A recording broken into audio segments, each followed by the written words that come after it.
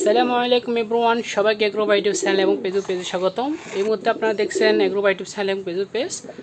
আপনাদের সাথে আজকে আমি একটি ইন্টারেস্টিং বিষয় শেয়ার করব।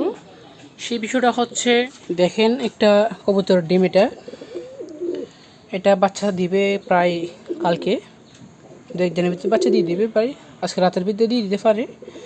তবে এখানে কিন্তু কোনো ছিদ্র ছিল না। এই ছিদ্রটা আমি করছি। কেন করছি কিছু শেয়ার করার জন্য আপনাদেরকে।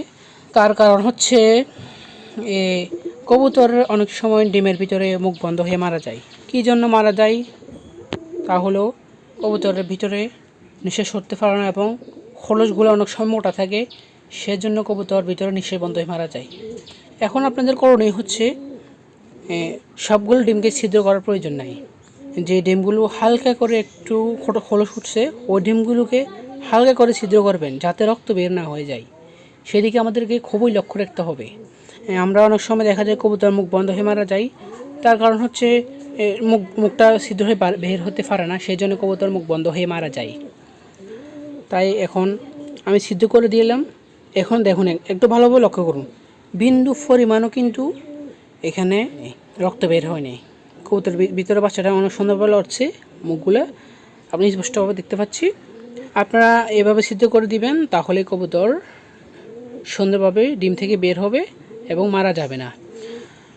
আমাদের ওই দিকে খুব ভালোভাবে লক্ষ্য করতে হবে, যেটা যে কবুতর ছিদ্র করার সময় দেখতে হবে এখানে একটু হালকা খোলস উঠে রয়েছে, ওই দিক দিয়ে ছিদ্র করবেন। যদি ভিন্ন দিক দিয়ে ছিদ্র করেন তাহলে ডিমের ভিতরে বাচ্চাটা মারা যাবে। আমাদের সেদিক থেকে অবশ্যই ভালোভাবে খেয়াল করতে হবে। এগুলো যদি আপনারা খেয়াল করেন, অবশ্যই আপনাদের কবুতরের বাচ্চা সুন্দর থাকবে এবং ভালো থাকবে। এখন 100% শিওর এখানে কিছু হবে না, একদম এখানে কবুতর বাচ্চাটা কিছু হবে না। আপনাদের 2 দিন পরে আমি আবার দেখাবো, কবুতর বাচ্চাটা একদম কিছু হবে না, যেভাবে সুস্থ হয় সেভাবে বের হয়ে যাবে একদম ইনশাল্লাহ। এখন দেখুন, আমরা আবার কবুতরের কাছে ডিমটা দিয়ে দিব।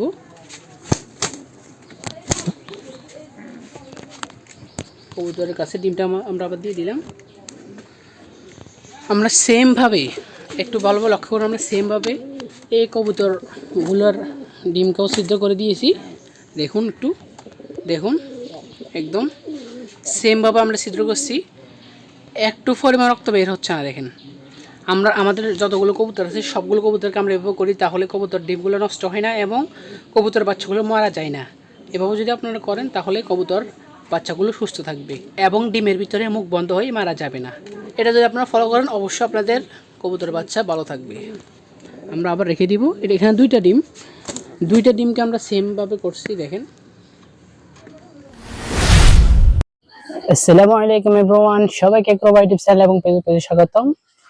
আজ 2 দিন পর আবার চলে আসলাম সেই কবুতরের বাচ্চাগুলো দেখানোর জন্য। আপনারা সবাই একটু দেখেন,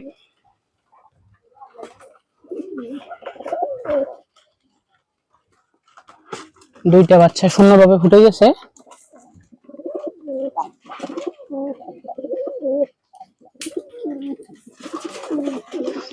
এদিকে দেখেন সবাই, এগুলো সেম সুন্দরভাবে ফুটে গেছে।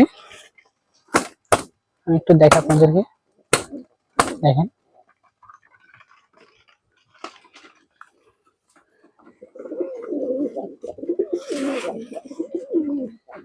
দেখেন সবাই, এই কবুতর বাচ্চাটাকে আমি সেদিন ডিমের খোলস থেকে বের করে দিয়েছিলাম।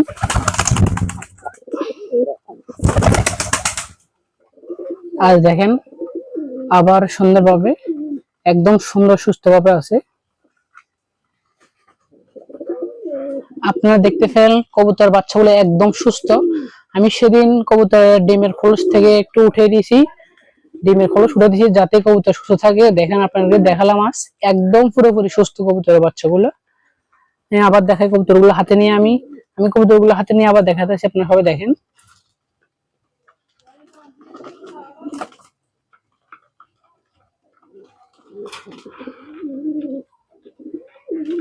এগুলো হচ্ছে আরেকগুলো কবুতরের বাচ্চা।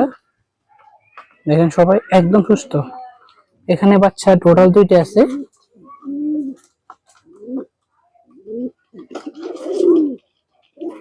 তো এভাবে যদি আপনারা আপনাদের কবুতরগুলোকে সুন্দরভাবে ডিমের খোলস উঠে দিতে পারেন, তাহলে অবশ্যই সুস্থ থাকবে। এটা অবশ্যই আমি কামনা করি।